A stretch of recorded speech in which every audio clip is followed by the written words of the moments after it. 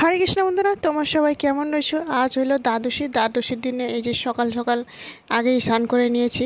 দ্বাদশীর দিনে সকালে স্নান করে পারণ সারণ করে নিলাম। পারণ ছিল 9:22-এর মধ্যে।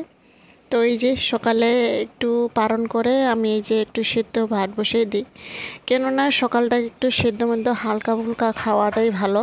তো আবার দুপুরবেলাও তো তেমন রাঁধতে হবে ভালো করে, তো এই যে সকালে একটু হালকা ফুলকা খেয়ে নিই, তারপর দুপুরবেলা একটু ভালো করে রান্নাটা করে নিই। অনুরাধারে এই যে একটু ভাত বানিয়ে দিয়েছি, ওরে একটু খাওয়াইয়ে দিই ভালোভাবে।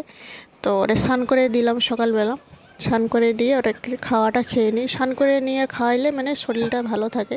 তো এই যে সকালের খাওয়া ভগবানরা একটু প্রসাদ বানিয়ে দিয়ে দিই। এই যে দেখুন, সুজি একটু বানিয়ে দিয়েছি সুন্দর করে দুধ দিয়ে। তারপর আবার দুপুরবেলার রান্নাটি করতে হবে। এই যে পটল ছোট ছোট নিয়ে এনেছিলাম। ছোট ছোট পটলগুলো খুব সুন্দর একটা টেস্ট থাকে। এই যে বড় বড়গুলো যেমন স্বাদ থাকে না, ছোট ছোটোগুলো চুটকি চুটকিগুলো যেমন একটু মিষ্টি মিষ্টি ভাবানো পটলগুলো সুন্দর ভাজাভাজি করে নিয়েছি। তারপর এই যে পনির আলুর রসা করব পটল দিয়ে, পটল আর পনির আলুর রসা। তো এই যে প্রথমে মশলা দিয়ে আগে টমেটো দিয়েছি, আলুটি প্রথমে ভেজে নিয়েছি মশলা দিয়ে সুন্দর করে ভাজাভাজি করে। এই যে ঢাকনা দিয়ে রেখে দিয়েছি 1 মিনিট মতো। তারপর এখানে জল দিয়ে দিলাম একটু পোস্ত বাটা। তারপর এই যে গরম মশলা বেটে দিয়েছি। এই যে পনিরগুলো উপর দিয়ে দিই উতল আসার পরে পটলগুলোও দিয়ে দিয়েছি। এই যে খুব সুন্দর একটা পটলের টেস্টটা অন্য ধরনের হয় এই যে ছোট ছোট পটলের।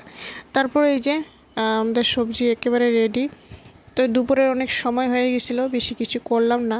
তো এইটাই আজকে দুপুরের মেনু, বেশি কিছু করলাম না। তো বন্ধুরা, ভিডিওটি ভালো লাগলে অবশ্যই লাইক করে দিয়ে যাবেন।